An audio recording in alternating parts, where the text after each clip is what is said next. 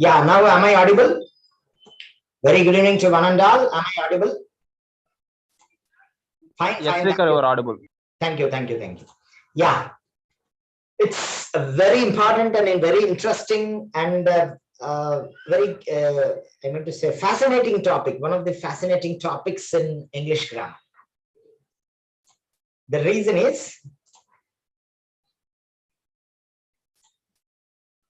the more you do this, the more you feel like solving many exercises. I meant to say many sentences. Conditional clauses or if clauses, whatever you call it.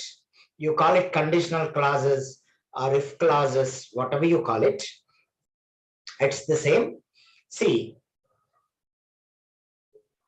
why do we use this? Why there is a need to use conditional sentences? What is the actual use of this specific type in the English language? The reason is, I'm closing the chat. Fine. So why do we use this? What is the importance of this specific topic in English grammar? The reason is, what is probability? First, let me ask you that question. Then let me come back to explanation. What do you mean by probability? Can someone tell me?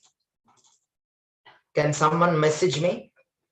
What do we mean by the word probability? Yeah, I'm checking it.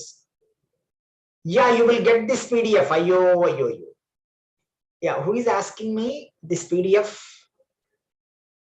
You will get whatever. See, I've been sharing whatever I'm. Yeah, good evening to one and all. I've been always sharing whatever I'm discussing. So no need to, yeah, assuming is probability, likely to happen is pure probability. You will get the material, don't worry. Yeah? Please, students, once again, you remain as students. Don't bother and don't worry about the material or PDF. You will get it, surely. Fine?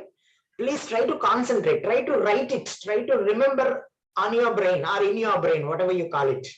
Fine. See, don't bother about, there are lakhs and lakhs of materials available across the world. Fine, don't worry. I'm not teaching something what is not there in this universe. But the thing is, try to understand the concept. Once you are clear with the concept, you will prepare a material. The idea of my student is the student should be able to prepare a material. Come out with his or her own, I mean to say, examples. Then I'll be more proud of them, right? You will get this, don't worry, don't bother about, don't concentrate on whether will you get this or not. You will surely get this. Forget about, you will get this, whatever that is appearing, whatever that is you are viewing right now, you will get it. Forget it. Fine. It took me lot many hours to prepare this. Still you will get it. Fine. Yeah. Probability, the chance of happening something true is called, true or not true, is called probability. Am I right? The chance of, yeah, probability means quality of state of being probable. Okay, finally, yes, exactly. Good evening to one and all. I'm closing the chat. Huh? I'm closing the chat. Good evening to one and all. It's great to be with you all. Probability means the chance of happening something true. So how do you express that?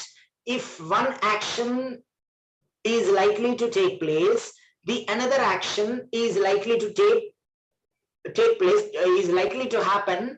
To what extent? How do you express this? We express this with the help of conditional clauses or if clauses, conditional clauses or conditional sentences, whatever name you call it. Fine. So the chance of happening something true. If you join the class, I can teach you. What do I mean? There are two situations here. If you join the class or if you join the Zoom class, whatever it is, online class, if you join only, you can listen to or you can follow the class. Am I right? Now, I will tell you one more sentence. If I were the Prime Minister of India, I would abolish poverty. Fine. I would take more measures, more COVID measures. Fine. So if I were a bird, I would fly high. Is it going to happen? Can I become a bird? Still we express it that. So that is one type of probability. If I say, when you join the class, if you join the class, you are able to follow the class, or you will be able to follow the class. That means there are many actions, many situations. If first situation happens, if a situation happens, another situation is likely to happen. If one action happens, one action takes place, another action is likely to take place. So to be able to express this effectively in English, we use conditional clauses or if clauses or conditional sentences, whatever you call it. Got it? If that is clear, then I'll start explaining types of conditional clauses. So the chance of happening something true is called probability, and we express the chance of some situations happening in English with the help of if conditional clauses or conditional clauses. It is not simply if, conditional sentences or clauses. That is what the name is given in English language or grammar. Fine. Now, there are zero condition. That is zero, it is called. Type 1, type 2, and type 3. 0 plus 3. Total 4 mainly we have. That fifth type, we have mixed type. So total, you can take it mainly 3. Condition number 1, type 1, type 2, type 3, plus 0. The condition name itself is 0. Fine. So 3 plus 0, 3 plus 0 condition also, you can take it mainly classified. These conditional sentences are classified into 3 plus 1, 4. But another mixed type, it depends on the situation. That is a bit rare in usage. Still, it is there in the usage. So total we can assume mainly 4 plus 1 optional, that is 5. Fine. So what is this type 0, the very first one, 0 conditional clause? Now, before that, I ask you to look at the mouse pointer which I am pointing right now. Here in examples, you see one sentence. If it rains, this part is called if clause. And after that, there is a comma. Right? The ground gets wet.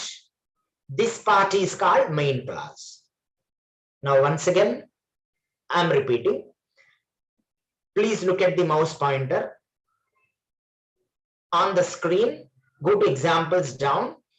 Now, my mouse is pointing to the first example, that is, if it rains. The word rains is in red color. Am I right? So, if it rains, there is a comma there. So the clause, the sentence containing until there is called if clause. After the rest of the sentence is called main clause. That means for our convenience, we divided the sentence like that. Fine, remember like that. Fine. Now, yeah. So type 0 is generally used for, it is used when talking about our habits, typical behaviors, explanations, guidelines, pieces of advice, orders, instructions, general truths, and scientific facts. These are all there for explaining. But the main concept behind type 0 is, now students, before that also I would like to ask you a question. If it rains, the ground gets wet. How many situations are there in this sentence? Please message me. I'm opening the chat box. How many? If it rains, the ground gets wet. How many situations are there? Is it 1 or 2 or 3? You can message like that. 2 situations. Very good, very good. Thank you. Enough. I am closing the chat box. Fine. So now first action, if first action happens, second action is also likely to happen. But if first action happens, second action, to what extent? What is the probability of second action happening if the first action happens? What is the probability between these two actions? That decides whether the sentence should be expressed in type 0 or type 1, type 2 or type 3 or type 4 or type 5, whatever it is. So in which type should we express this conditional clause? What is the deciding factor? What is the probability of happening these two situations? That decides whether we are supposed to express that in 0 condition or type 1 or type 2. Fine. That is the explanation. Now we'll go to type 0. Now, if you heat ice, it turns to water. What is the probability? If you heat ice, it turns to water. Definitely, certainly, surely, under any circumstances, it would definitely turn into water. Now, what is the probability? Surely it is going to happen. Am I right? It is certainly it is going to happen. So, if first action happens, second action is very, very 100% certain to happen. If that is our idea, then we express it in type 0. Again, I am repeating. If first action happens, the second action is very, very sure to happen. Very, very certain to happen. 100% it would definitely happen. In that case, if that is the idea you want to express, then you have to express that idea in type 0. Got it?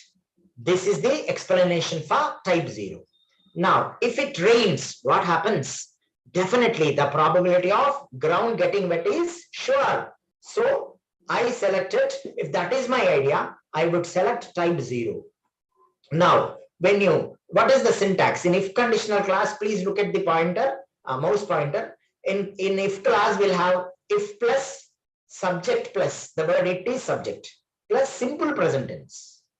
Got it? Simple present tense. Here, when you go to example, if, the word if, it is the subject. Rains, simple present tense. Why rains? Because the word it is third person singular. Got it? If it rains, the ground gets wet. Here gets. In the main clause also, we use simple present tense. Got it? If you smoke, you get old early. If you mix yellow and blue, you get green. If you boil water, what happens to it? It evaporates immediately. Fine. So this is type 0. What is type 0? Once again, I am repeating for the late joining participants or students, whoever it is. That's the reason, students, when you join the class on time, in time is just before the time. On time means at least 7 o'clock means 7 o'clock. Right, exactly, precisely on time. Then you will be able to follow it properly. The thing is, conditional clauses, sentences, introduction is more important. Now, if you ask me, sir, why should we use this specific type of expressions? What is the use of conditional clauses? The answer is to express probability between ideas, we use conditional clauses. So what is 0 condition? If first action happens, second action is very sure to happen, very certain to happen. In that case, we use type 0. Now, more examples. I'm going to explain in the next slide. Now, if the first action happens, second action is sure or certain to happen. If clause, of course, if plus subject plus simple present tense. In main clause, subject plus simple present tense. In both these sentences, you have simple present tense. That is verb 1. V1 means, what is V1? Go. V1. Went. V2. Gone. V3. So, we are representing the very first form of the verb, bare form of the verb, or root form of the verb. So, in if clause, simple present tense. In main clause also, we use simple present tense. Then it means it is in type 0. If you heat water at 100 degrees, it boils. If you eat a lot, you put on weight. If it doesn't rain for a long time, the earth gets very dry. If you go out with friends, we normally go to a restaurant. If I'm tired, I go to bed early. When you drive too fast, you get a speeding ticket. When you drive too fast, sir, you may ask me, sir, the word if is not there. That is understood here. When you drive too fast, you can replace the when with if. If you drive too fast, what happens to you? You get a speeding ticket. Fine in some countries, if not in India. So if when people get angry, they don't think correctly, means they lose logical brain immediately. Am I right? So you can replace the word when with if for your convenience. If people get angry, then what happens? They don't think correctly. So we use zero conditional sentences when the result of the condition is always true, like a scientific fact. Scientific fact or like a scientific fact, sure to happen. That case, we must use zero condition. If you meet my class teacher, she scolds you, means I'm sure that she scolds you. Or if it is only my guess, then I would say she will scold you. What is the difference between she scolds you and she will scold you? When I say she scolds you, then I'm sure that it is going to happen in my sense, in my view, in my imagination. Got it? That's it. Fine. Next, type 1. As I said, students, 0, 1, 2, 3. 3 plus 0 here, 3 plus 1 more, that is 4. Plus 1, that is fifth type, mixed type. So type 1. Type 1 is used to express a possibility in the future. It is not certain that it will happen, but it is possible. Or when talking about real and possible situations in the future.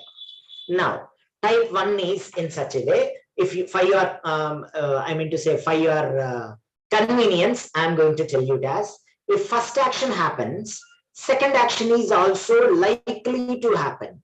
What did I say? What did I pronounce? Likely to happen. I'm not telling that it would surely happen. If first action happens, second action is likely to happen. So that type falls in type 1. So what is the syntax? If plus subject plus V1. Simple present tense. Don't remember this. Don't try to by heart this syntax form. Syntax form, we give it only for convenience, but to some students, some learners of English language, they find it very boring. Yes, I do. To support them. So don't try to remember the syntax form. The syntax is only for self-study. Got it?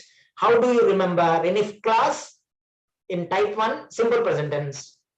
But in main class, either will plus simple present tense, or shall plus simple present tense, or may plus simple present tense, or can plus simple present tense. That would be shown to you in the next slide. So if I have enough money, I'll buy a car. You may ask me, sir, have is there? Is it simple present tense? Yes, absolutely. The word have is there here, but without V3, without past participle. So I have a sister, simple present tense. I had a sister, simple past tense. So there is no confusion in it. If I have enough money, I'll buy a car. Now, what is the possibility of the main clause here in this specific example? If first action happens, second action is not sure, but likely to happen. So that is the difference. If I go to the market, I will buy what you want. Here also, in main class, subject plus, will plus, simple present tense, buy.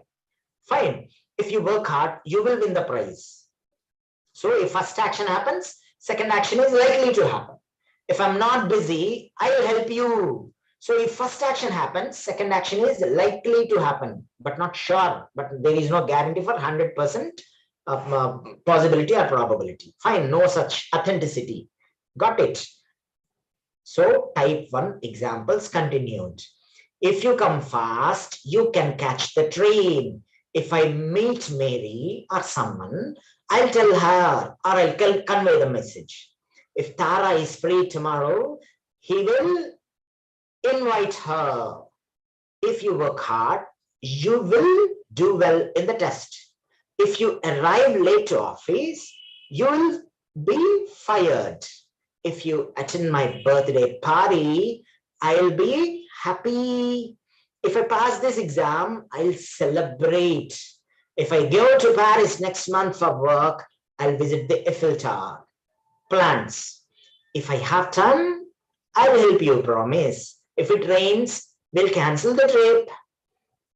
If I win the competition, I'll donate half of the prize money to charity. So all sentences as examples, it means if first action happens, second action is likely to happen. What did I say? First, in if class, simple present tense: come, meet, ease, work, arrive, attend, pass, go, have, rains, win. All these are simple present tense verbs. All right. So that's it. In main class, what did I say? Here you see main class syntax, subject. Let us take the first sentence. Subject is here, you. Either will, or shall, or can, or may, plus simple present tense. Here you see in the first sentence, in the main class, subject is you, can catch the train. Catch is present tense. Will tell her. Will plus simple present tense. In the third sentence, you see, will invite. Will plus simple present tense. Will do. Will plus simple present tense. Like that. Got it? So in if class, simple present tense. In the main class, either will you would use. Either shall, or can, or may, plus simple present tense. So first conditional is used to talk about actions, events in future, which are likely to happen or have a real possibility of happening. But there is no guarantee and authenticity. That slight difference is expressed with is expressed in type 1. Got it? So that is type 1. Next. Yes, students, you have to be very careful and you have to be very vigilant in using this type 2, because you are not going to agree with me, because this is an exception to general rule. I'm going to give you a link. If I forward the link, you will start involving preoccupied. You will be very preoccupied browsing through the link now. So I'm not forwarding that link. I'll forward you those 2 links which explain you all types of if conditional clauses. One is from British Council, Cambridge, and another is from BBC. These 2 will explain, even type 2 also. Fine. Now, type 2. What is the type 2? Type 2 is called improbable, means which is not going to happen. Imaginary, it is something like a fantasy, imaginary, that's all. Only in my mind, it happens. Only it's just my imagination. It is not going to happen in real sense. It is not going to happen in real sense. Please do remember that one. I'm repeating not again.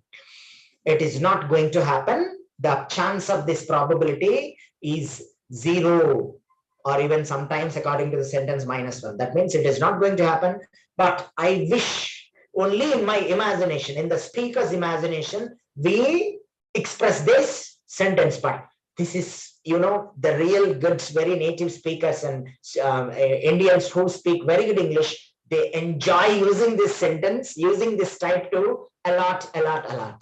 If you love English language, you will definitely try to use this type 2 and enjoy your conversation. I am sure. When you try to understand the second one, you will love using language. I will give you guarantee. Fine. Now, what is this type 2? Type 2 is used to express dreams, unreal situations, and things that are unlikely to happen, which are not likely to happen. Sir, you may ask me one question. Sir, when it is unlikely to happen, why to use this? Why to use this condition? That is called language. What is supposed to happen? For that, you have one expression and syntax and one rule.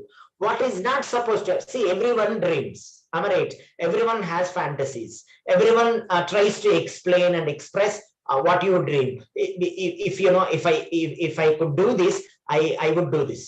If I were God, I would erase COVID-19 from this bloody, this bloody disease across the world. If I were God, W-E-R-E. Do we use W-E-R-E with I? No. Except, only exception in this entire English language is this type 2. Why? I'll tell you while explaining. Sir, we don't use verb with I. Yeah, it is wrong. But here only while using this type, it is right. But not anywhere in the language. Fine. Now, if I had examples, I'm telling you, if I had money, I would give you. What does this sentence mean? You know what this sentence means? Simple past tense. Had without V3. That's why this sentence belongs to simple past tense. If I had money, I would give you. Means what is happening there in the situation, shall I tell you? Actually, I don't have. But I'm such a person, if I really have, I have the intention to give you and to help you. But the problem is I don't have.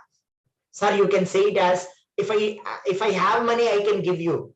No. Why? Here, you don't have absolutely anything to help him. But you want to project yourself that, in your imagination, that you are such a person. If you have it, you are such a person, you would definitely give.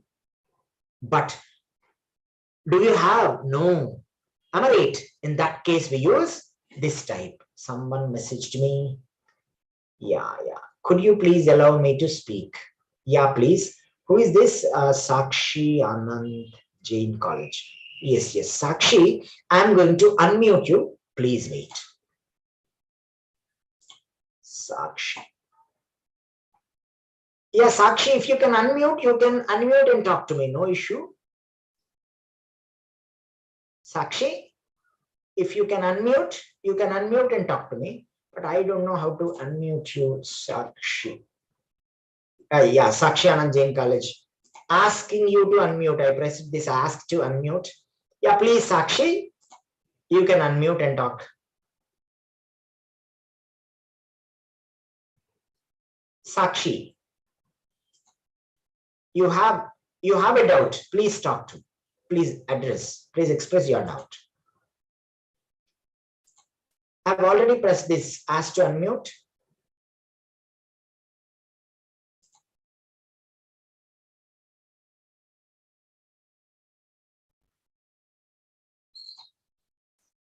Yeah. Sir, my teacher told can only use in challenging word. Can. Can. Who is speaking here? Fahad. Yeah. What do you mean? What's your doubt? Wherever we use can, that means we are challenging someone. Is it right or wrong? It is right according to the context. I'll tell you. As previous, you taught us that if you miss the train, if you come fast, you can catch the train. Right. The train. Yeah. What's your name? You said. What's your name? You said. Fahad. Sahad. Yeah. I'm giving my explanation. I'm explaining you. See, I'll tell you one thing. Language, when it comes to language, any language, if it is Hindi, Tamil, Telugu. if class, I class, if class, if I add one mistake. I've muted all. 1 minute. Yeah.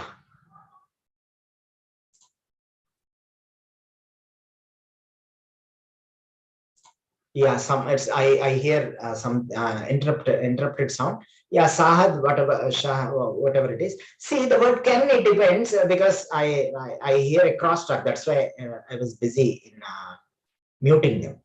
Excuse me. Yeah, Sahad.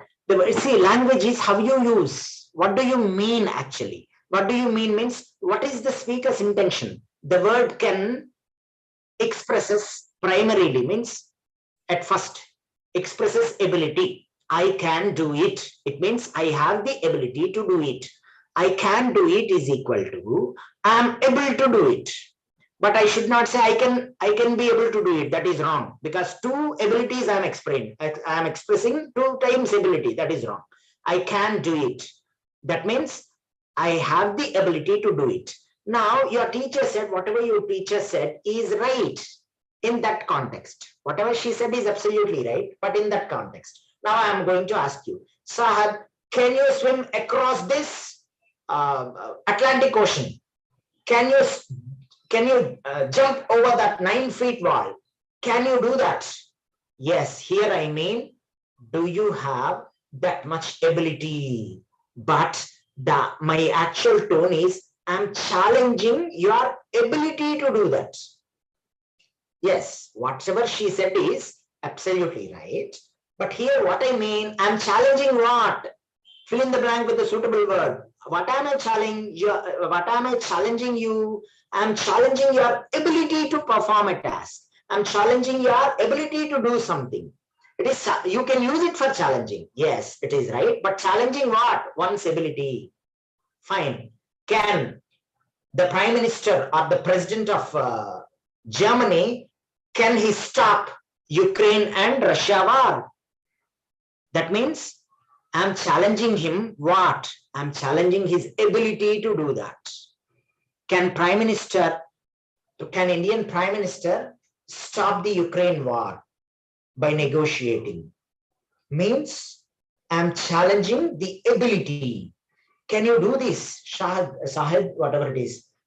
Can you drink? Can you eat this Bahubali thali? It's not that much easy. So I'm challenging you. I'm not actually challenging you. I'm challenging your ability to do that. So first of all, the word can expresses ability. I can do it. I can teach for 6 consecutive hours. Means I have the ability to teach for 6 hours. Now you are going to ask me, sir, can you teach for 8 hours? Means you are challenging me.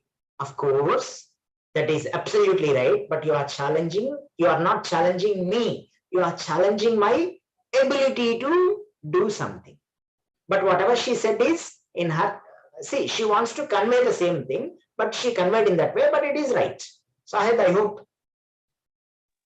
Thank you, sir. Got it. Got I it. have one more doubt.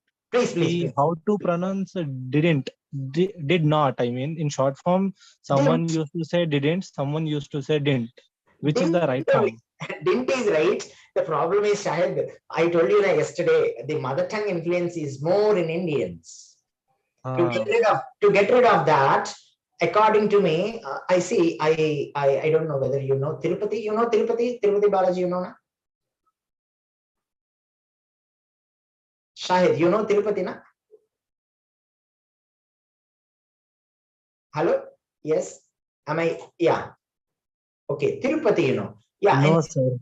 Tirupati, Lord Venkateshwara, you know, Lord Venkateshwara, Tirupati Balaji, you know, you might be knowing. Oh, got it. Got it, na? Yeah. There I happened to visit a school. In that school, it was so strange that you see 6th class students were taught phonetics. Then I thought, sir, what is that? You are teaching something which we generally teach for engineering students, MBA students, as in the language lab.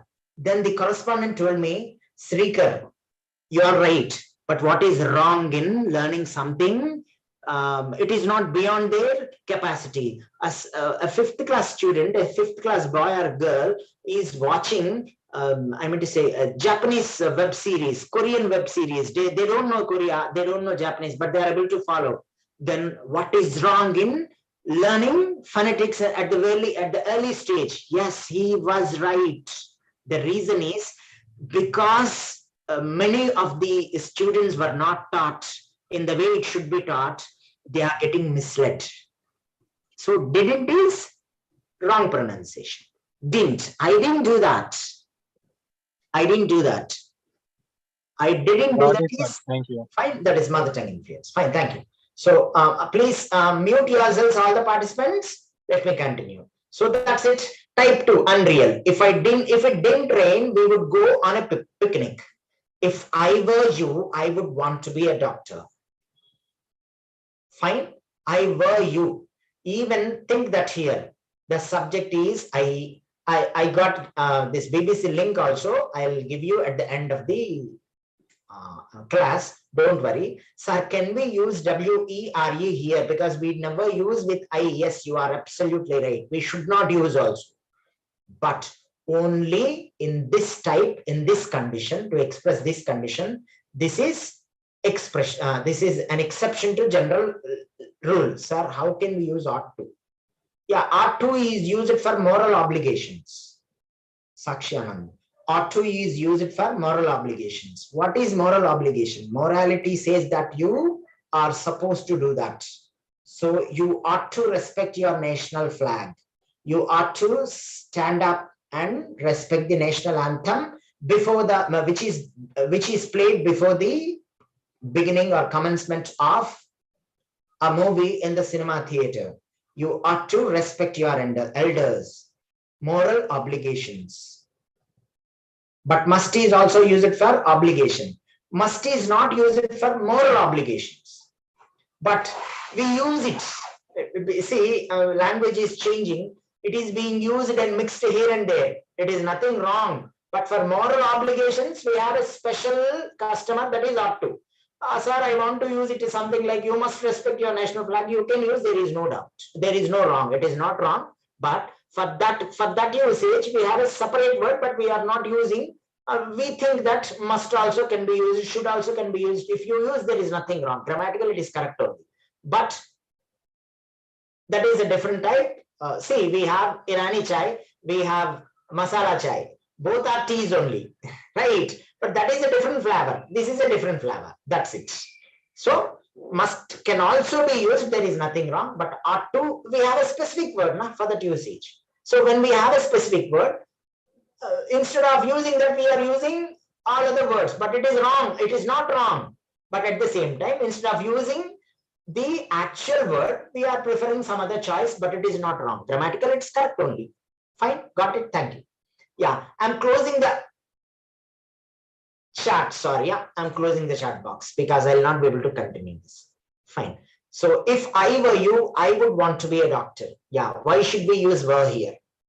Here, even if it is he also, if it is you also, if it is she also, if it is any person, what is I? First person singular, first person plural we, second person singular and plural you. Even if it is third person also here, we are supposed to use were only. Why were? What do we mean by were here? Advanced grammar, highly advanced rule I'm telling you, because it is going live and it is recording. The modes and manners in which a verb can be used in different ways is called mode of the verb. We have for verb, we have something advanced explanation, that is mode of the verb. Sir, what is this mode of the verb? Type simply mode of the verb in Google, you will get. Don't do that now. After going home, you can do, or on Sunday, you can see. Indicative mode, imperative mode, subjunctive mode. I will not be able to explain that because it takes at least 7 hours to explain that one. Subjunctive mode. When do we use this? To express sudden, unreal situations, subjoining clauses, we use this. So here in type 2 of if conditional clause, we use only were, W-E-R-E. Be it is first person singular, first person plural, even if it is third person singular also, close your eyes blindly and use were. But don't use was. The reason is, it is an exception to general rule. But if you use were in any other situation, that is 1000% wrong. Not even 100, 1000% it is wrong. So percentage means only 100. Yes, I know, but it is 1000% wrong. But here it is right. Because why is it right? The answer is, it is unreal. It is not in real sense. If I were a girl, I would try to become another Indira Gandhi. Can I become a girl? Is it possible now at this stage?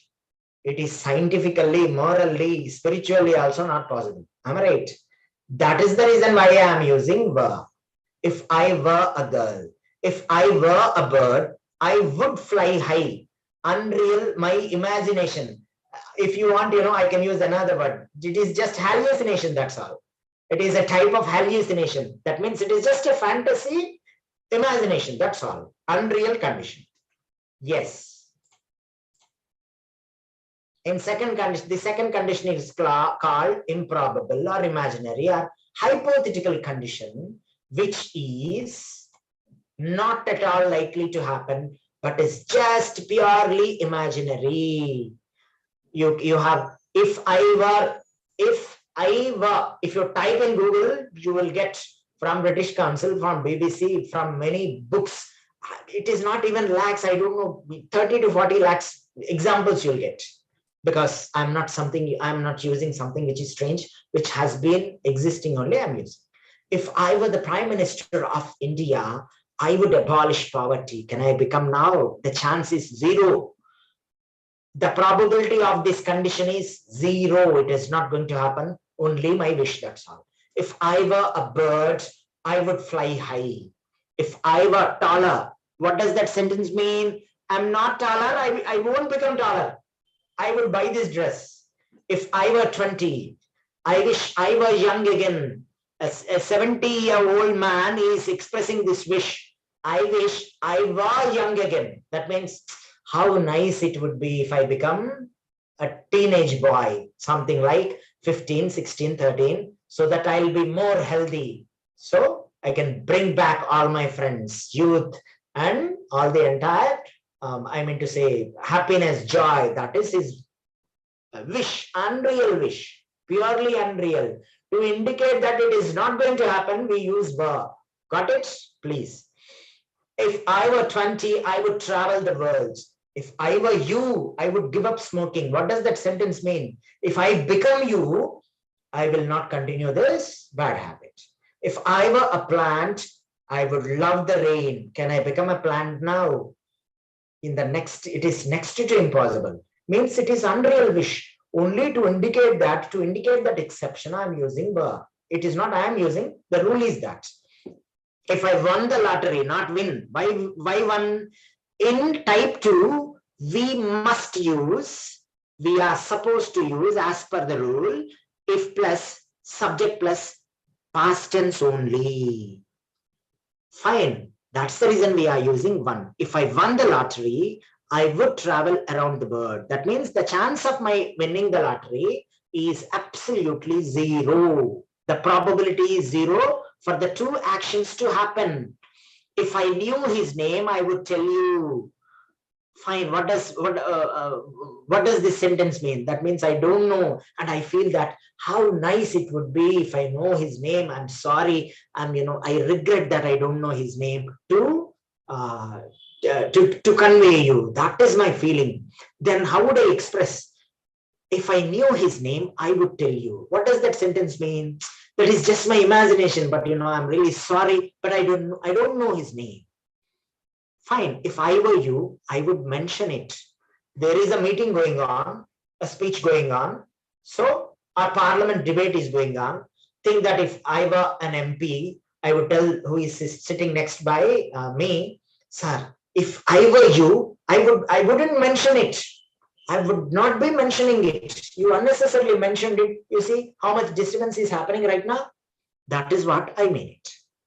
So these examples, you can get lakhs, not even thousands in the entire internet, and every grammar book, starting from a lower class to advanced grammar books, Thomson Martin and Renan Martin. Pick out any book and type, if I were you, we will get thousands of examples.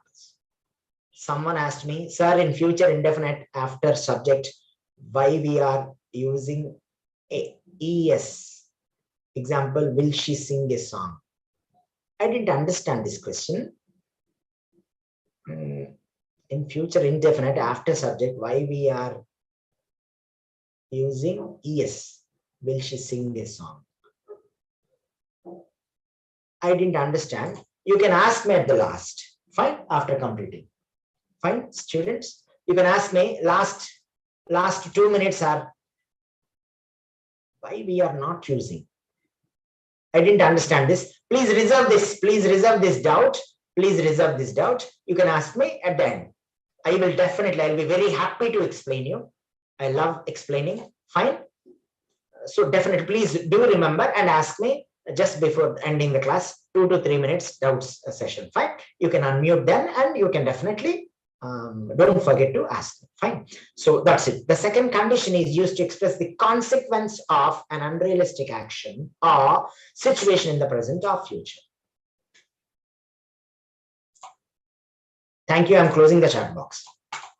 Yeah. Type 3. Type 3 is also very, I mean to say, very nice situation it has. Now, type 3, if plus past perfect tense in the if class, in the main class, subject and either would or should or could or might plus have plus past participle. That is V3.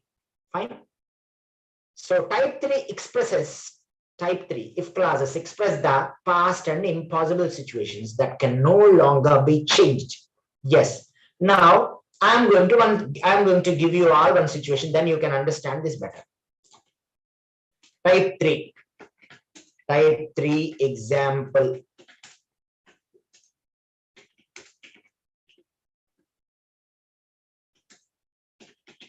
You didn't come fast, so you missed the train. Yeah, I think everyone is able to see that. Yeah, type 3, please don't message me. You didn't come fast, so you missed the train. Now, how many situations are there in this? You can type, everyone. 2 situations, yes. Now, is there any chance of once again catching the train? He already missed the train. Is there any chance? No. Yes. Then first action did not happen. So second action also did not happen or could not happen. So there is no chance of happening that probability or happening that situation successful once again. In that case, in that situation, we use type 3. Got it? Now, I'm going to examples. I've closed the chat box. Please don't message anyone. Examples you can see. If he had talked to me, I would have listened to him. When I'm expressing this sentence, my mouse pointer is pointed out, you see. Please listen to this carefully because this is most widely used I mean to say situation or expression in if conditional clauses. See, if he had talked to me, I would have listened to him. What does that mean? The original situation is he did not talk to me, so I did not listen to him. So how do you express? See, I am Srikar and I have another friend, Suresh. Fine. And another friend, Manish. So Suresh was angry with me. He did not talk to me, so I did not listen to him. It happened already. There is no chance of once again that situation is happening. How do I express? Now Manish asked me, sir, why didn't you listen to him? The reason is, Manish, if he had talked to me, I would have listened to him. Means what might have happened? He did not talk to me, so I did not listen to him. Now, Suresh is angry with me. What he did, you know? So, how did he express, how he expressed his anger towards me, you know? He did not invite me, so I did not attend his birthday party. What happened? He did not or he didn't invite me, so I didn't attend his birthday party. So how would I express this? If he had invited me, I would have attended. What does that sentence mean? He didn't invite me, so I didn't attend. There is no chance of attending that, inviting and attending at that point of time. First action did not happen, so second action also could not happen. Second action missed. First action, since the first action did not happen successfully, second action also was a failure. It also didn't happen. To express that, we use third type of if conditional clause. I hope everyone has understood. I will try to explain with more examples. If it had rained last weekend, we would have stayed at home. What does that sentence mean? It did not rain last weekend, so we didn't stay at home. Now, if she had saved enough money, she would have bought a new bicycle, a car, whatever it is. So what might have happened in the original idea? She didn't save enough money, so she didn't buy a new car, a bicycle, whatever it is. Now, type 3, the third condition is called impossible, means it is not possible to once again happen that. Or unfulfilled condition. The first action did not happen, so the second action is also impossible to happen. If plus subject plus had plus V3, or in if clause you have if plus subject plus past participle. In main clause, subject plus either would or should or could or might plus have plus V3.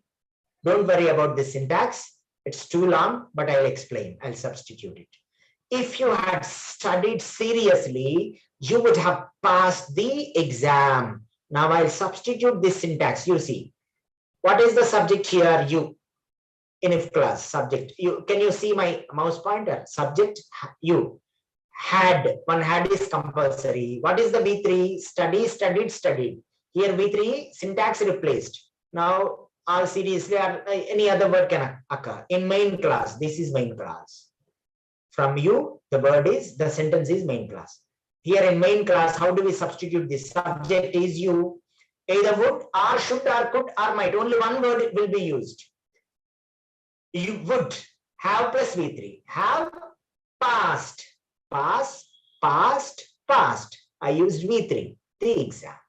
So I did not, you did not seriously study. You did not study seriously. So you failed. How do I express that in if conditional class? First, I would check the sentence. First action did not happen. So second action also did not happen. So how do I express that? If first action had happened, second action would have happened, or should have happened, or might have happened. Now, if you had studied seriously, you would have passed the exam. If you had invited me, I would have attended the party. That means you did not invite me, so I did not attend. If you hadn't been so, if there hadn't been so much traffic, we wouldn't have missed our flight. I started at Bandra. Fine. I'm reaching Chhatrapati Shivaji Terminal. The traffic had been too much. I missed my flight. So when I reached the airport, the flight had already left. Fine. Now, how do I express this? First action did not happen, so second action also missed or didn't happen.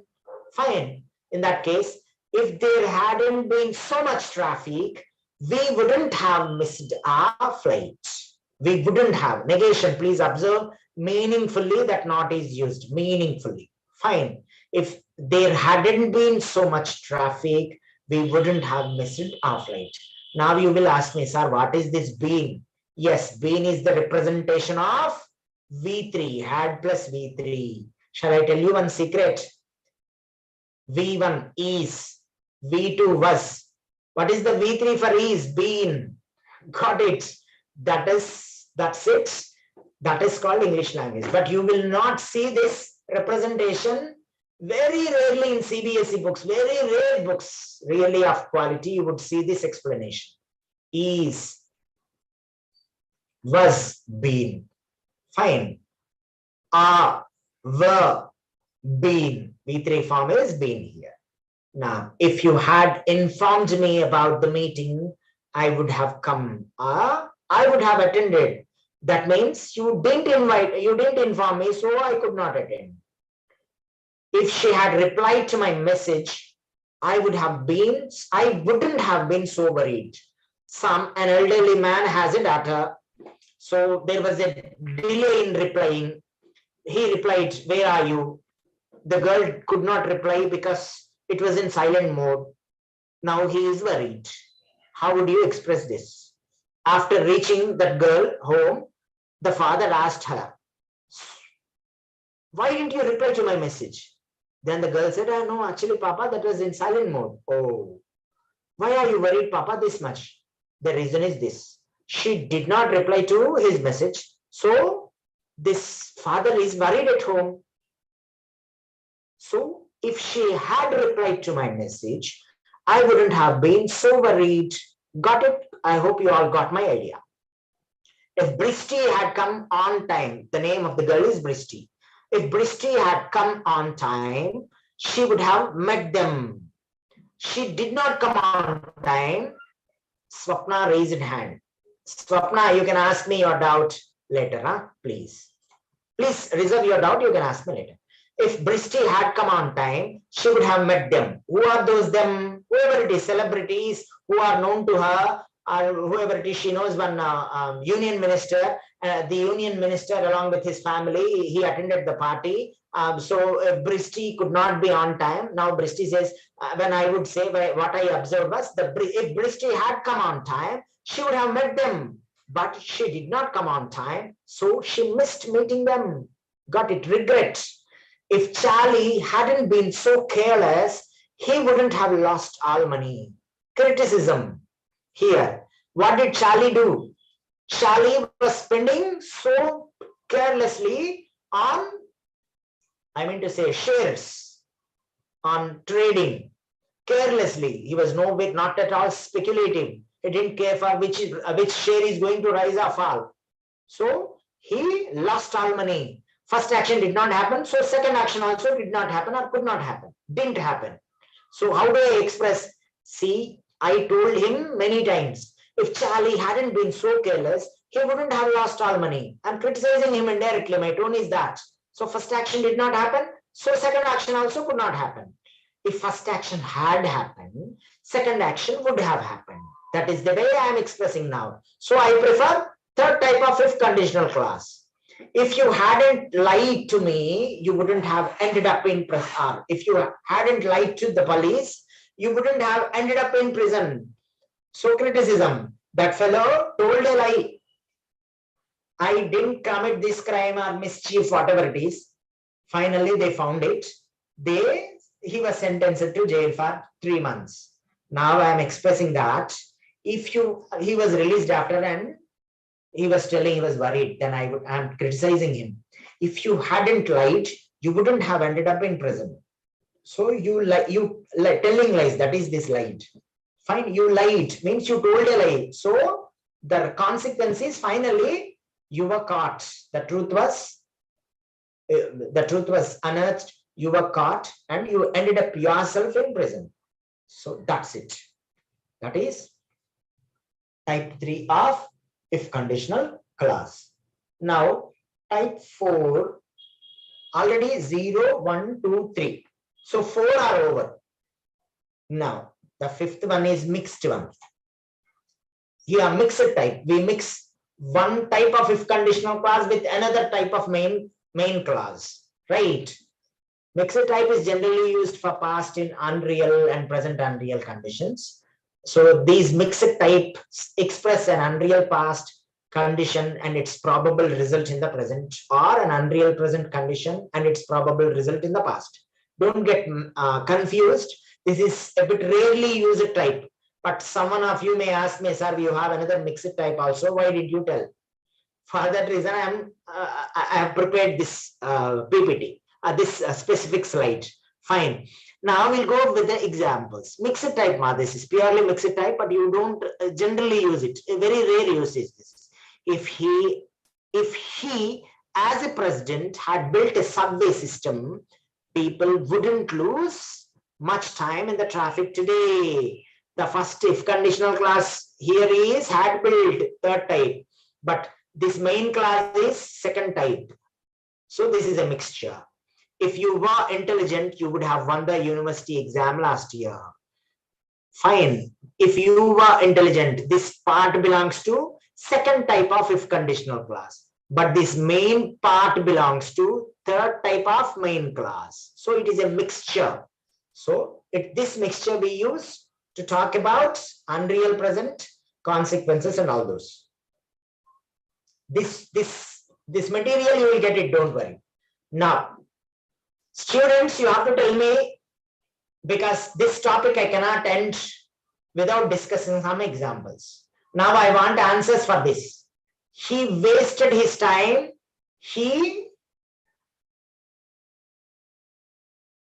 I'm not able to see this. He failed. I'm giving answer to this so that everyone can follow to some extent. First one I'm giving the answer. He wasted his time and he failed. So what type is this? In what type can we express this? Tell me. Just type the type. First 0, first one or second one or third one.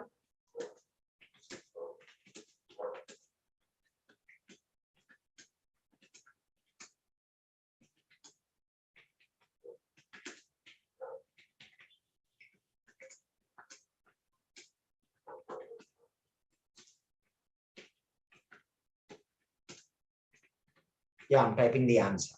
Yeah. No, it's not type 1. Type 3, right. It's type 3. Why it is type 3? Now you please observe the sentence. He wasted his time. First one is already over. First action was already over and he failed. Because of first action could not happen, second action also could not happen. Condition is impossible condition. Unfulfilled means the wish, I mean to say the thing is, the action is not fulfilled. Am I right? Am I right or not? You check the sentence. What is the characteristic feature of a sentence to fall in third type of if conditional clause? The characteristic feature is first action did not happen, second action also did not happen. There is no possibility to happen it now. Once again, going back to the situation. Then we express that situation in third type. The answer is this. I hope everyone got the answer. If he had not wasted his time, he would not have failed. Got it? Have you all understood? Have you all understood? Yes, thank you, thank you, thank you. Wow, thank you, thank you. Now, I want the answers. So syntax is there in the first, in my first example, which I typed. You have some syntax. If plus, subject plus, had plus V3. At the same time, in main class, subject plus, would are, should are, could are, might plus, have plus V3. That structure is there. Now, looking at that, you try to change the second one. I want answer for the second one. He did not clean his windscreen, so he was not able to see where we were going. I want answer for this. I want you to. Okay, fine.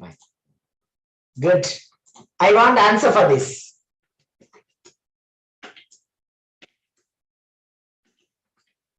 I'm giving you time. You can type your answers.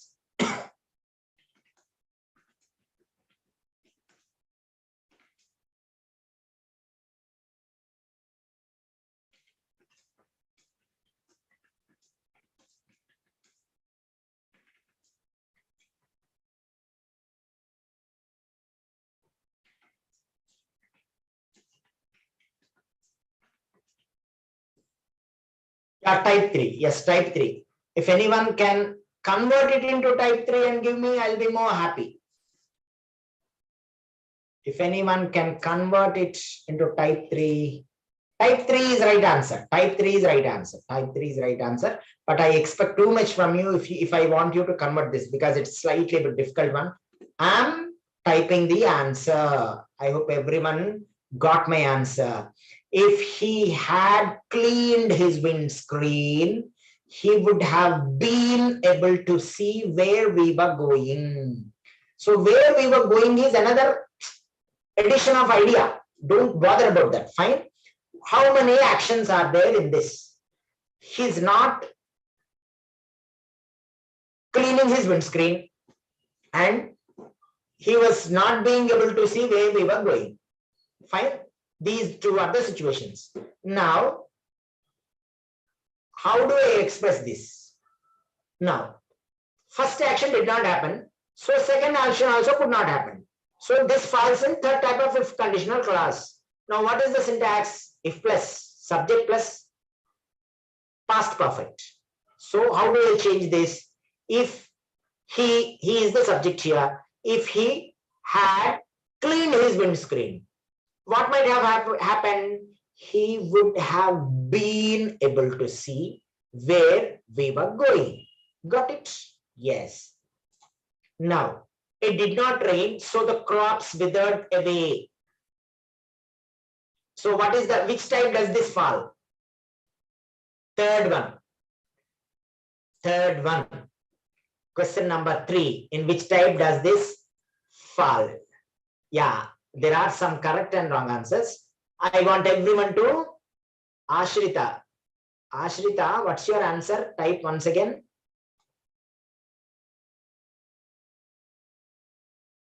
Ashrita, what's your answer, ma? Type once again. I didn't get it. Okay, type 2. Okay. Right. Yes. See, it did not rain. So crops withered away. Now, the crops will wither away if it had not rained. Okay. See, you need some practice. Without practice, you it's difficult anyway, but those who are fluent, who have that awareness, they can do it. See, now it did not rain. So what happened? The crops already withered away. See the choice of the probability. Will it rain now? At that time, I'm telling something about which happened already in the past. It did not rain. So what happened? Crops withered away. First action did not happen. So second action also could not happen. Right. So which type is this now? You tell me. Which type is this? Which type is this? Third one. First action did not happen. So second action also could not. If it had rained, the crops would not have withered away. Am I right? That is the answer, right? I'm typing the answer, right? Wait 1 minute. If it had not rained, I'm sorry. If it had rained, not had not rained. If it had rained, comma, the crops would not have withered AWAY. That is the answer.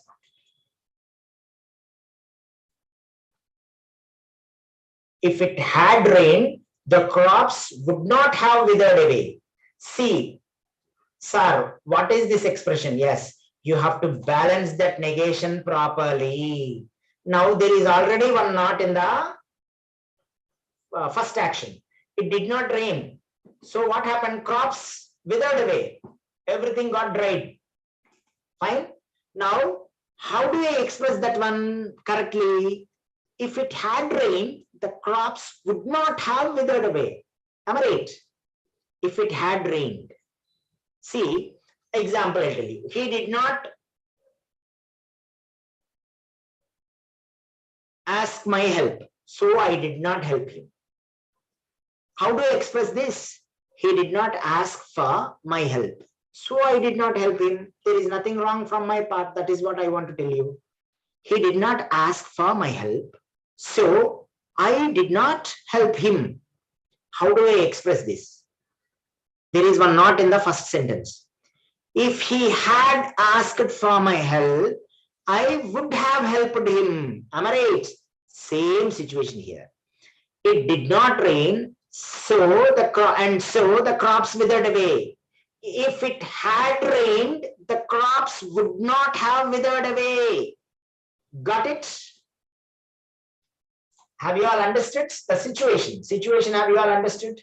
Please type me yes or no.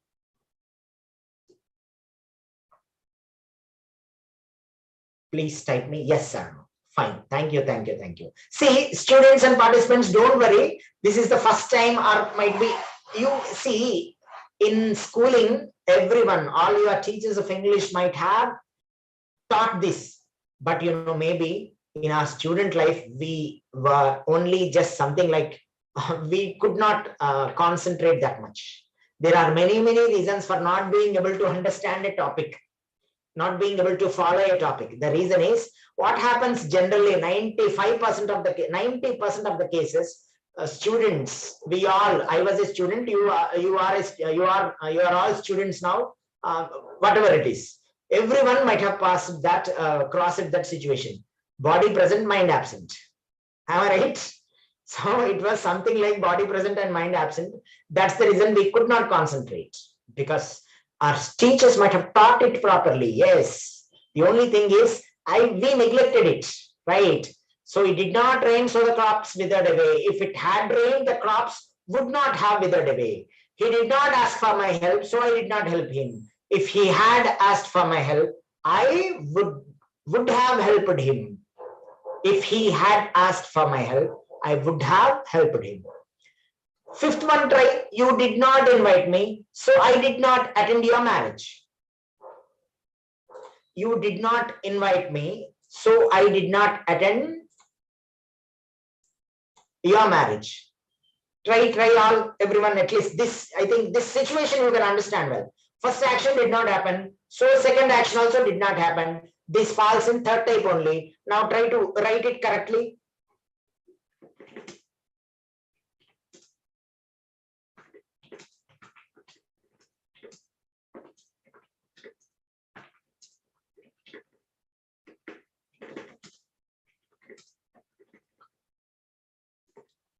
I'm typing the answer. Fine, that's why I'm silent. Yeah. If you had invited me, I would have attended your marriage. Who is this? Who typed this?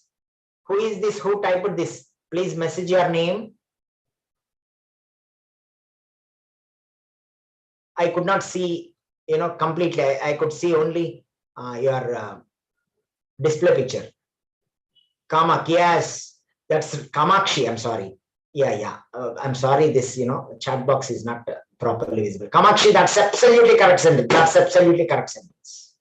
That's absolutely what you typed is absolutely correct. If you had invited me, I would have attended your marriage. Simple. That's all.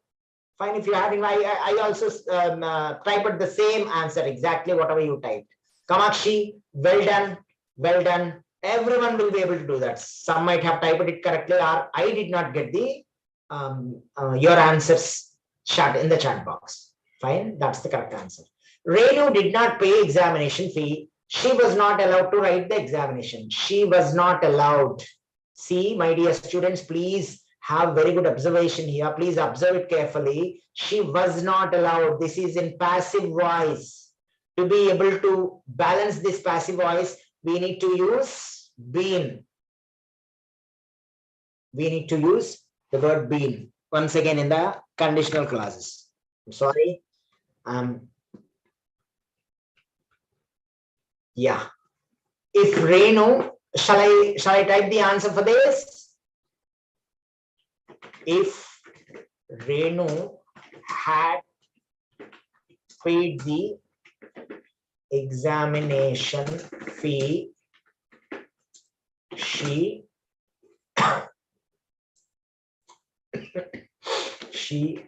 would have been allowed to write the examination. That is the answer.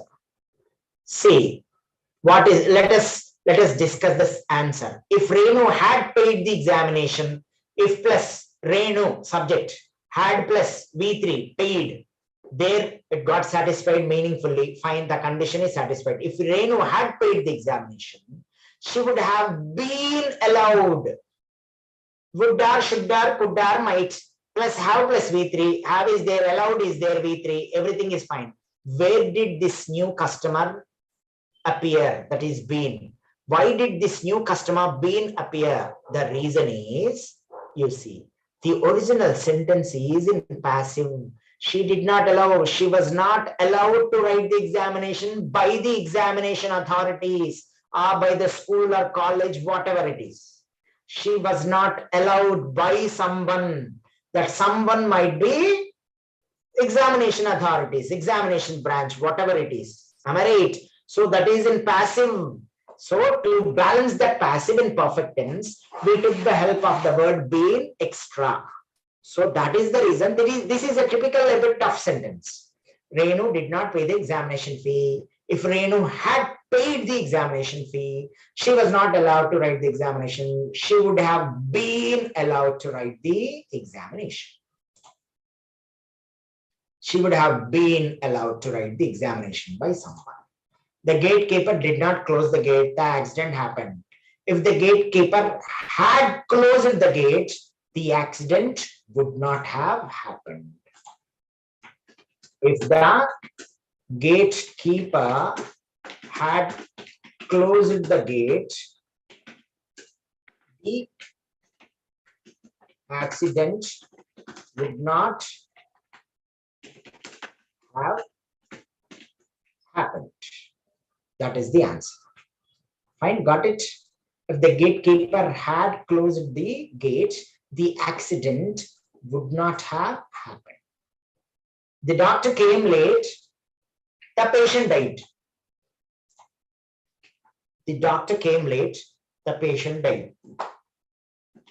If the doctor had come early, the patient would not have died. D-I-E-D. Yes, that is the answer.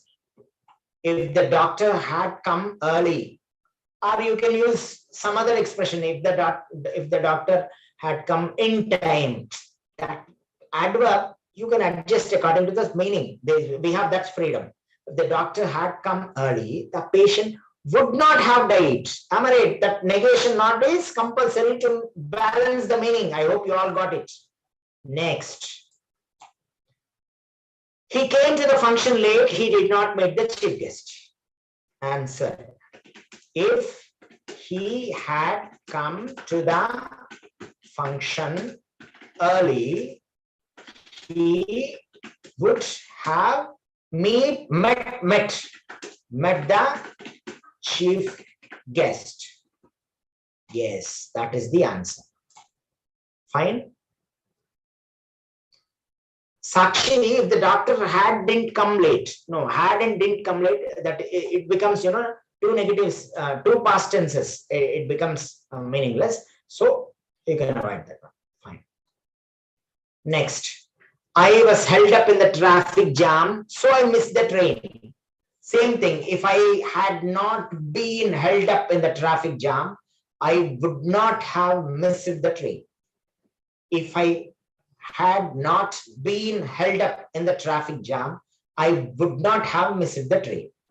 Fine. Very interesting this concept is. Let me end this concept here. That is the end of conditional clauses. Fine. Thank you. Thank you all. I have another topic today, that is prepositions. It's a very small one.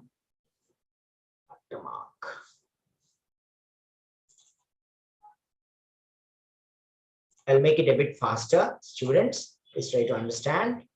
If I had not been held up in the traffic jam, I would not have missed the train. Fine, don't worry about that answer. You will get it. Don't worry. Students are always bothered about answers. Close. Yeah. 1 minute. Where is this? Yes. I'll speed up it. I'm sharing the screen. Please wait. Yeah, are you all able to see the screen? Is it visible? Just someone please message. Yes, sir. Yes, thank you. Prepositions. A preposition is a word which shows a relationship between two words. A preposition always has an object. It takes an object. The ball is on the table. On what? If I ask a question, the table is the answer. The table is the object of the preposition on. Fine. You are angry with me. With is preposition. Now, I will ask a question. Angry with whom? With me. Me is the object of the preposition with. So, a preposition is never alone. It always has an object. A preposition refers to the words that describe the link between the nouns and other words in a sentence. They describe the sequences, spaces, logic linkages between the statement's object and the remainder of the sentence. You all know prepositions well. There is nothing to discuss more still. I would like to. They assist us in understanding order, time, links, and positions. So types of prepositions. Simple prepositions. It consists of only one single word. Double prepositions, more than one word. Compound prepositions. Compound preposition consists of two or more words. Participle prepositions, they end with ing. Disguised preposition, it is a bit confusing. Don't worry about this. Phrasal prepositions, group of words used with the force of a single preposition is called a phrasal preposition. When I show you the examples, you'll be able to understand better. Some simple prepositions are prepositions utilized to express the connection that a sentence's nouns and pronouns have with the remaining of the terms in it. On, in, at, but, behind, all these things. I'm going to college. To what college? The kitty is sitting on the chair. Kitty means maybe a cat. That name is Kitty. The kitty is sitting on the chair. The kid is hiding under the desk. All these things. Double prepositions. So in these two simple prepositions merge to form one that links to nouns. In between, in is one preposition, between is another preposition. From within, out of, inside of, up to, unto, onto, upon, up and on, into, from behind, outside of, within, within, without. These are two words clubbed into one single preposition. The snake has gone out of control. That means that it might be troubling a lot. I was permitted the inside of the monastery. Helen squished in between three of her relatives. The criminal was shot from behind by the police. A team is incomplete without him. So that means that fellow is that much valuable. The intelligent girl solved 10 questions out of 12. The monkey climbed onto the poles. The chimpanzee is inside the zoo. She came over to the party. He stepped out of the cab. These are the examples. Compound prepositions are most often confused with double prepositions. Don't get confused because they both need other prepositions or terms to serve as a preposition. According to, on behalf of, with a view to, in the middle of, from beneath, in front of, in this, in regard to, in spite of, in place of, all these things. Hi, the scooter is parked in front of my house. She bought a new handbag in addition to the new dress. According to the news, the weather is going to be pleasant this week. He found the coins from beneath the sofa. Aside from dancing, she also draws very well. These are the examples. You know all these things. Participle prepositions end with ing, which are employed as prepositions rather than verbs.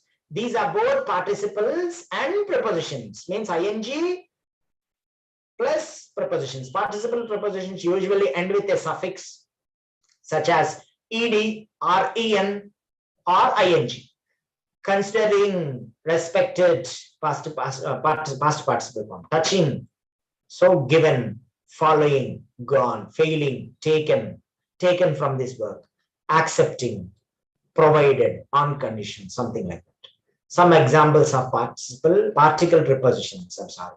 Seeing this behavior, he was barred from the functions. He was sad, given the fact he secured fewer marks. I wish to see, we mistake the word given as verb, but not given what the fact is the answer, object of the preposition here. He was sad, given the fact he secured fewer marks. I wish to get this book translated into French. He will deliver excellent service provided we get paid well. These ones. Particles versus prepositions. Although prepositions and particles appear to be the same, they perform different tasks in a statement. Disguised prepositions. These prepositions are frequently disguised. It means they are hidden, understood by the context as another components of English language in statements. These prepositions are frequently disguised, means hidden as a and o. This is only imaginary, students. Please don't go to the real these things. He usually wakes up at 6 o'clock of the clock. Remy went ashore, on shore.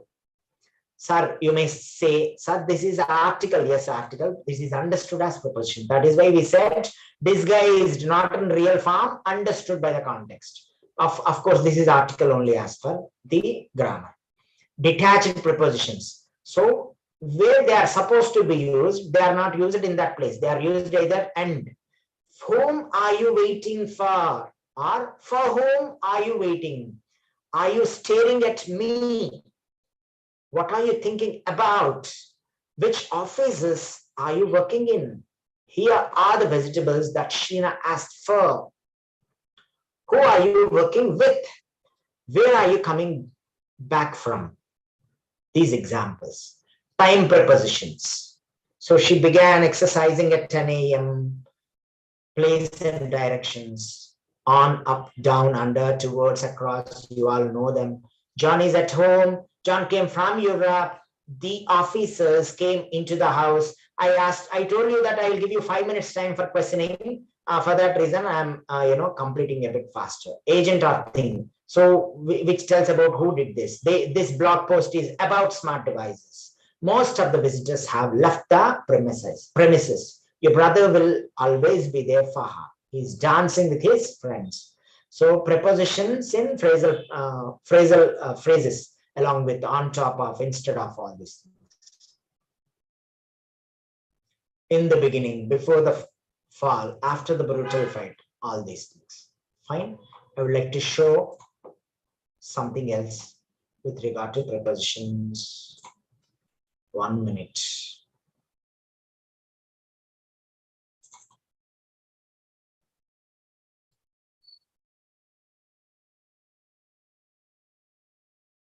Yes. I'm going to share the screen, students. 1 minute. Please give me 1 second time. Yes, I got it. Yes, are you all able to see what is being displayed? Can someone give me the answer? Is the screen visible to you all? Let me check. Yes, sir. Yes, thank you, thank you, thank you. Following prepositions for understanding. You all know all these things. Only for the sake of discussion, I am discussing. Are used to indicate position. The red ball is above the blue box. It is not touching, so above. Across. These are two different objects. It is across. The bridge was built across the river, not on the river. It is above, not touching the surface. It is across. The bridge was built across the river, not on the river. Fine, like that. Against. This is among, more than two. This is around. Everyone knows this. This is behind. Everyone knows this. Only for formality, I'm showing. Below. This is beside. Fine. Between, in between. This is by the side. By. Of course, in, you all know well. See, he sat in the chair or on the chair. Both are possible. Sir, what is this? Yes, this is English, is very strange language. How do we express this? He sat in the chair or on the chair. Both can be possible. When? If the chair has hands to rest, you have to use in the chair. If the chair doesn't have hands, that is a chair without hands to rest. Imagine, there are many chairs like that. You have to say on the chair. So depending on the chair's furniture, structure, style, whether it is in or on, it depends on the situation. Such a tricky language is English language. Fine. In front of, inside, near, and by and near, they look something equal. Next to, this is on, everyone knows. Outside, over, you know, I've already explained. Through the fencing, under, underneath. Now, location, preposition, usage. These are very important. That's why I'm discussing. At school or in school. Tom wasn't at home. He was at school. Means, this sentence means at the location. The speaker's intention is to indicate that he is at the location. But if I say, Fred doesn't have a job yet because he's still in school. What does the word in school here? It means enrolled in the institution of school. See the entire difference. See the how the idea changes. Tom wasn't at home. He was at school. Here we want to indicate that he is not here. He is at the location, another location. Oh my God, I got. They mean the same, under and underneath. That is just, and that is another old English, underneath. Don't worry. Yeah? Got it? Fred. Fred doesn't have a job. Please look at the second sentence. Please look at the second sentence.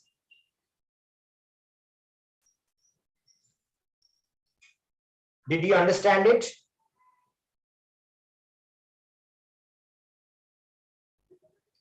So, Fred doesn't have a job. He is not doing any job. Why? The reason he is still in school, enrolled in the institution and is studying. Yeah, under refers to when something is almost immediately below the other. Beneath refers to something below another thing. That is the meaning. On a street or in a street. See, some things which are tricky I am discussing. Different prepositions have different meanings in the context. On is generally used for street locations. On the main street, please be very careful. Where in is used to talk about standing in the middle, exact middle of the street. My house was on Delany Street. That means, what do you mean by on? My house is not placed on the entire street straight away, on it. This is imagination. My imagination is fired here. You will get it out, sir. How can we use the word on here? It means at the location. On a train journey. On a train means I'm not sitting on the train. How can I go? Will I be alive if I sit on the train? It is not possible. It means on a train journey. That is the way we use on. It means on a train journey. Fine, like that. My house was on Delany Street, means at that location. It's not exactly on the entire street locating, constructed. No, that is not that idea. The car almost hit him because he was in the street, means in the standing exactly maybe in the middle of the street. That is the meaning. At the beach or on the beach, both are possible. As described above, you must remember the meanings of the prepositions. At the beach is referring to the location. On the beach suggests the idea of being on the very standing very nearer to the shore. That is the sand. That sand and water is there, almost there. That is the meaning. Sarah wasn't at school. She was at the beach, means near the beach, at that location. That is the meaning when we say at the beach. Lisa wasn't in the ocean when she saw the shark. Luckily, she was on the beach. Means on the beach means here, what is the idea? On the sand side. Got it? That is why English is called tricky language. In water versus on water. Once again, the difference, it's very, struggling difference depends on the meaning of the prepositions. When you are in water, you are swimming in the water. However, when you are on water, you are floating on the surface of the water in a boat, or it is something like you are standing on the shore of the body of the water. This applies to lakes, rivers, oceans, and other bodies of water. We were all in the sea all day, maybe swimming very near, if not at the middle of the sea, swimming. In the sea means swimming. We were on the sea all day, means on a boat, enjoying on the sea means, that is what it means. I have a beautiful house on the sea, means on the seashore side. That is the meaning. In a boat, on a boat, aboard a boat. It is not abroad, about a boat. There is a word like that. The word boat is a little more complicated, my dear students. The native speakers of English are in small boats. They feel that they are inside something like a car. So they use the preposition. Native speakers, not in India, I'm sorry, please. They use the preposition in. On large boats or ships, it feels more like public transportation. So what do? The native speakers, they prefer to use the word on rather than in. But in a country like India, we use in, in is a very good customer. We use for everything in. That is the problem. The way we understand English is entirely different from the way English, the native speakers of English understand it. The preposition aboard is usually used in more formal language with large passenger vehicles such as planes, trains, and ships, cruise ships, and is often used to emphasize the moment you first step onto the vehicle. It is most commonly used or heard in expression welcome aboard. Yeah, attendance link is already shared, students. Please don't forget to record your attendance. Jane was in a rowboat when she saw the whale. It means small boat. Natalie was on a cruise ship when she saw the whale. Cruise ship means it is something, cruise ship well. It's a very big one. When everyone aboard the ship, we departed. Means they just stepped in, we departed. Means we thought that, of course, they have stepped in, so nothing to worry, say bye. That is the meaning. Fine. No prepositions with tomorrow, yesterday, next, and last. This is the last thing which I can discuss. Do not use on with the words tomorrow or yesterday. Similarly, do not use at or in or on with any of the expressions listed above when they follow the words next or last. Yeah, I'll give you enough time for asking doubts. I went to the movies on yesterday. No, it is absolutely wrong. I went to the movie yesterday. To the movie, you can imagine, then you will remember it well. I went to the movie on last Tuesday. Wrong it is. I went to the movie last Tuesday. You need not use any preposition here.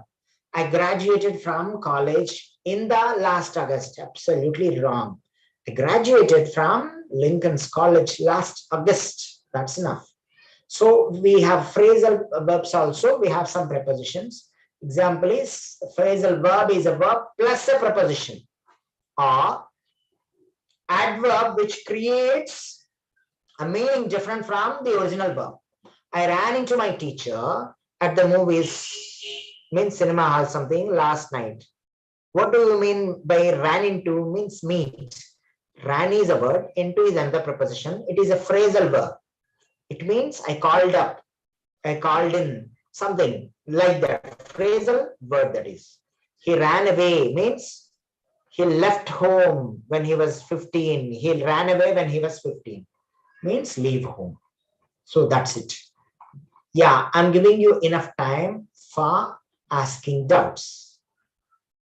Yes, if conditional clauses, any, I mean to say normal doubts, you can unmute yourself. First, students take enough time to fill the attendance link, and then you can start asking doubts.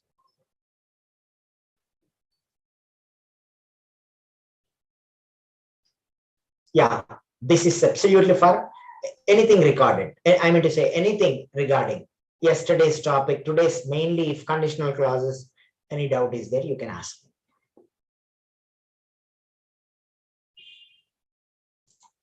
Yeah, 1 minute. I'm opening the chat box. Where is this chat box? Yes, sir.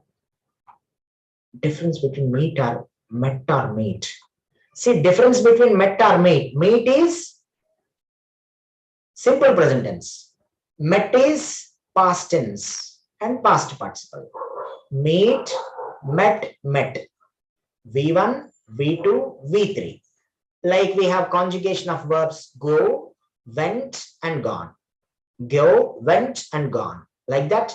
Meet, met, met. Got it? That's it. So will you explain phonetic in future? Yeah, we'll have a class on phonetics. Don't worry. To everyone, I am messaging. One day when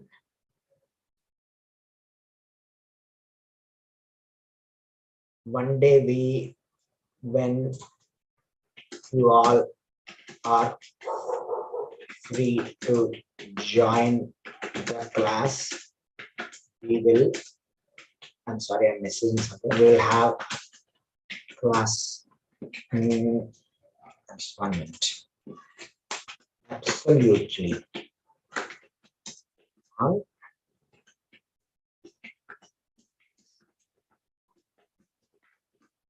Yeah. To everyone, I message you. See, one day when you are all free, when you all are free to join the class, we will have a class absolutely on phonetics and pronunciation, if the authorities permit us. Fine. Yeah, someone asked me what's the difference between affect and effect. AFFECT is pronounced as affect. EFFECT is pronounced as effect. Affect means to have some influence. Fine. COVID affected the world. Fine. It influenced the entire world. Now, effect, EFFECT. Science explains the difference between cause and effect. Means cause and the consequential result. That is the meaning for the word effect. COVID-19 affected the whole world. AFFECT here I'm using. That means influenced the whole world.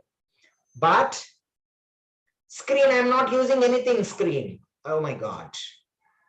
Oh, someone is thinking that I'm not using any screen. CRT. I'm not sharing anything.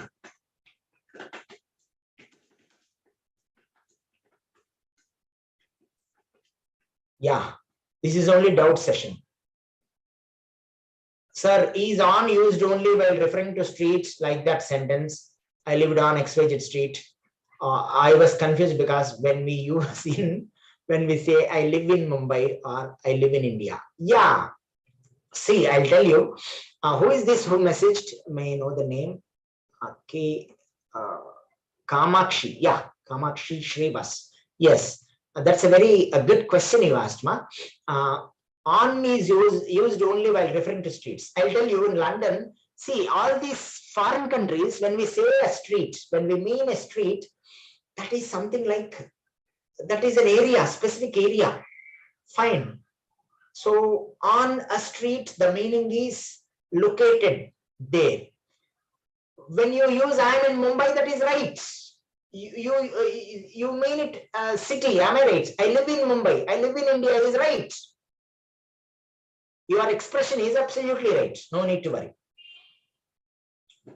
I live on a specific street, something like, see, the extent of a street, the houses that are the residential complexes built on a specific location where they called where they call it as a street. In Western countries, in foreign countries, that idea is entirely different. But in India, when you say I live in Mumbai, absolutely correct. I live in India only. What your usage is absolutely correct, man. No need to get confused. Fine. Got it? Yes. Anything with someone wants to unmute and ask something, you can. Sir, how can we introduce yourself? There is any steps to follow. Who is this? Koppada Sai Ishwar. Sai Ishwar, how can we introduce yourself? Is there any steps to follow? Do you mean to say interviews? In interviews? I didn't understand. Introduction in interviews? Tell me about yourself. Is that? Please message me. Yes. Okay, fine. The answer is yes. Yes. USP. What do you mean by USP? USNP. It means, 1 minute. Unique selling proposition. I would like to message it to everyone. Unique selling proposition. This is the method for constructing your valuable answer for the question about yourself in interviews. 1 minute. I'm typing it. Tell me about yourself. Yeah, unique selling proposition means, so someone asked me, how do you introduce yourself? My dear students, remember one thing. This is the most important thing in this today's entire class. Generally, what do we do? Please, I want all of your attention. If you are not attentive, you will miss this. This is very, very important. Please be attentive. Please have your concentration, 100%. Everyone, what does everyone say? I conduct mock interviews to thousands of students, hundreds of students daily. What do they say? They first hold these two palms and fingers together and say, when we ask, tell me about yourself, what do they do? First of all, thanks for giving this opportunity. Myself, Pranita. First of all, thanks for giving this opportunity. Myself, Suresh. This is absolutely wrong. Why is this wrong, sir? Yes, someone messaged me, I am. Yes. We never use reflexive pronoun just randomly whenever we want. Myself is a reflexive pronoun. It is used only for emphasis. You already have an idea. See, in which situation do we use myself? Let me tell you. Now, the teacher has given a tough sentence to transfer it from direct to indirect or something, whatever it is. It's a tough question he gave in the class, open to all. Now, who is a duller? I would say there is nothing like duller or bright. One who is not, who doesn't look that much intelligent. He answered it correctly, leaving alone all the bright students, brilliant students. The teacher got it out whether did he do it really on his own or did he get some help from someone. Then she asks, or the teacher asks the student, Mr. Mohan, is it you really who did this? I'm not, it's unbelievable. It's right. How did you do this? Then the student replies, yes, madam. Yes, miss. I myself did it. Here myself is right. Why? The teacher is suspicious whether he has that much capacity or whether he has that much intelligence to do it. Then to prove himself, he is using the word myself. Then this is right in this context. But tell me about yourself. If you use myself out of ignorance, many students use it, but that is not correct. We need not use reflexive pronoun in this context. I am Srikar. You should say, even my name is right only, that construction is correct only, there is nothing wrong grammatically, but my name is, it looks like elementary. As a professional student who is ready for interview, you should use professional language. You can say my name is Srikar, that's not wrong, grammatically it is right. But if you say I am Srikar, that sounds much better and much dignified and much professional. So always begin with I am so and so. After that, don't read anything from your resume, which 98% of the students do that. By 99% of the students do that. Why? They have not prepared, they have not constructed the answer properly. That is the reason. What do they do?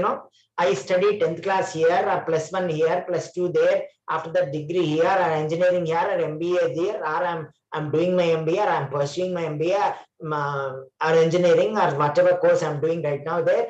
My hobbies are this, my mother is that, my father is that, my friends are this, and my strengths are this. For tell me about yourself, they give a very big detailed story, which is already there on the resume or in the resume. They simply read out the resume. That is absolutely wrong. But in India, much of the situations, they are ignoring it.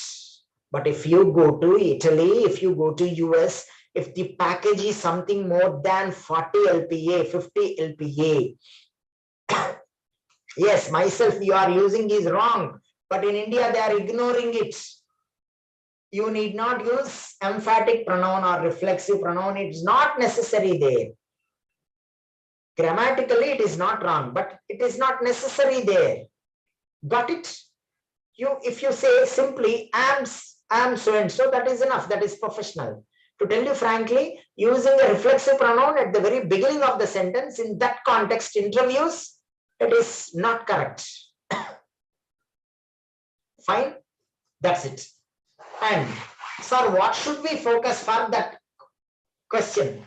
You should take up, you should pick up at least 3 very good strengths, professional strengths, not something like everyone says, I'm a hard worker, I'm a smart worker, I'm a hard worker.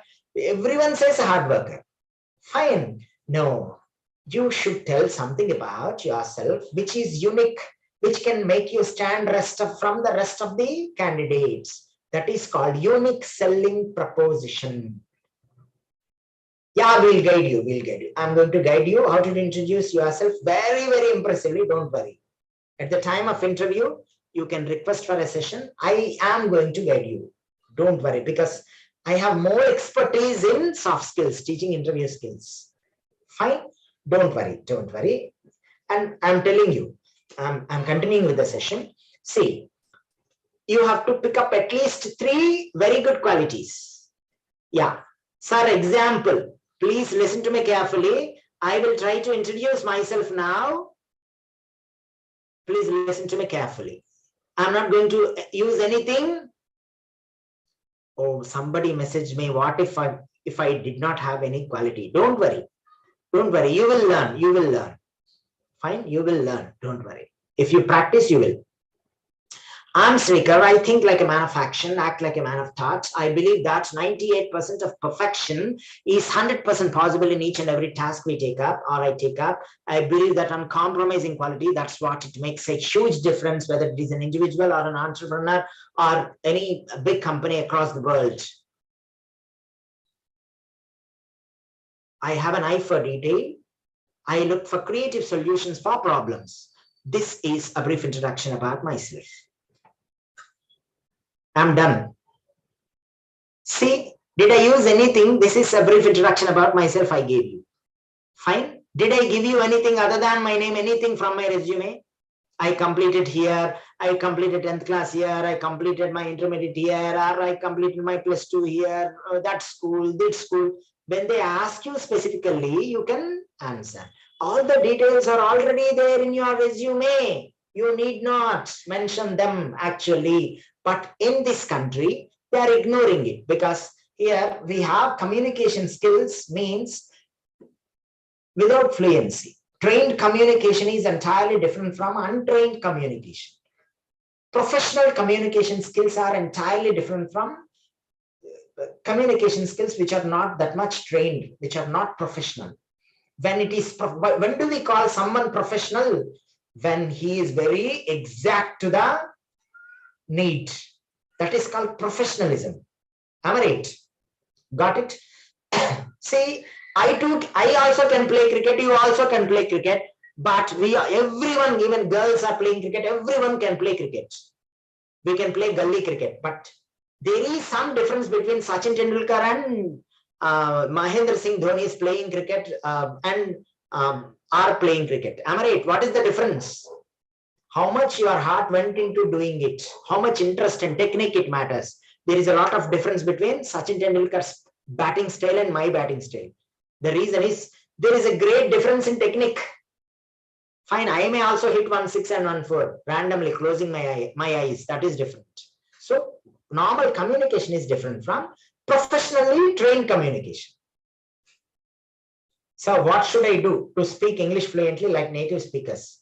What you have to do is, without any money, land in New York, right in front of Statue of Liberty, without any money. You have to reach with your passport and visa, and the moment you reach, you should be there right in front of the Statue of Liberty without money. What will you do? You'll start asking for food. Am I right? You have to speak in English. Necessity is the mother of invention. So when you start feeling hungry, what happens? You will start asking someone for food. If you speak in your mother tongue, nobody is going to reply.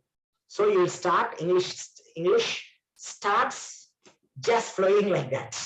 So if you want to speak English fluently, you have to start speaking mistakes with everyone.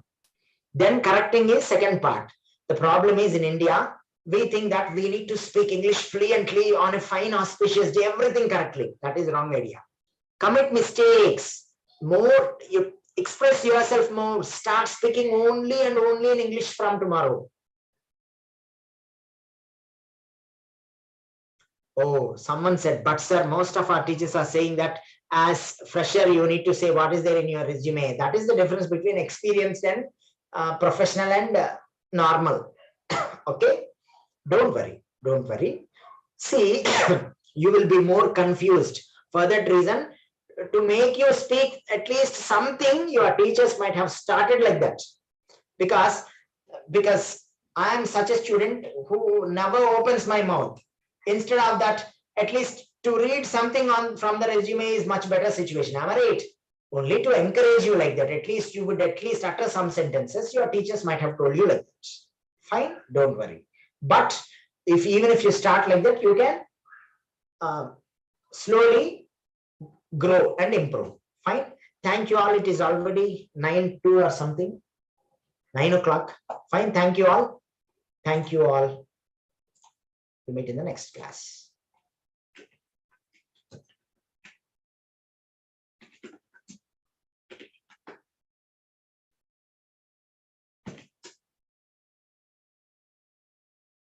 Ending today's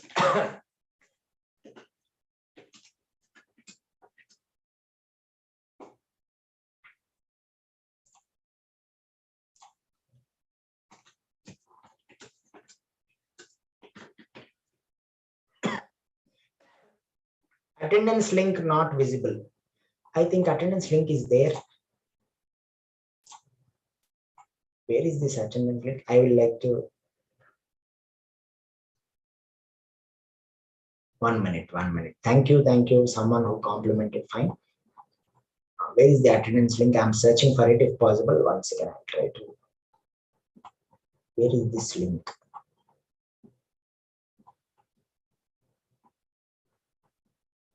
Yeah.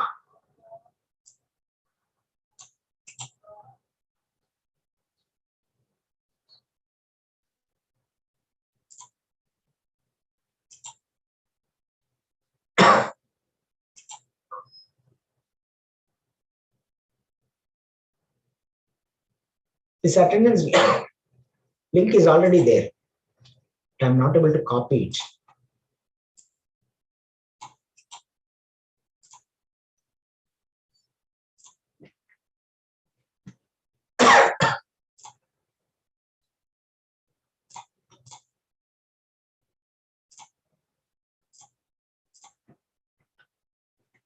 Maybe that is the link that someone already shared.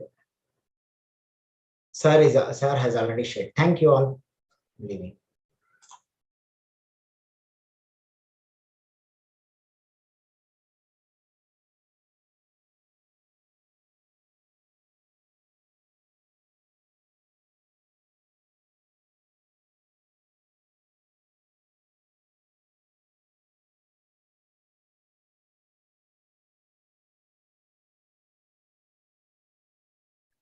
Amar, can I end the session?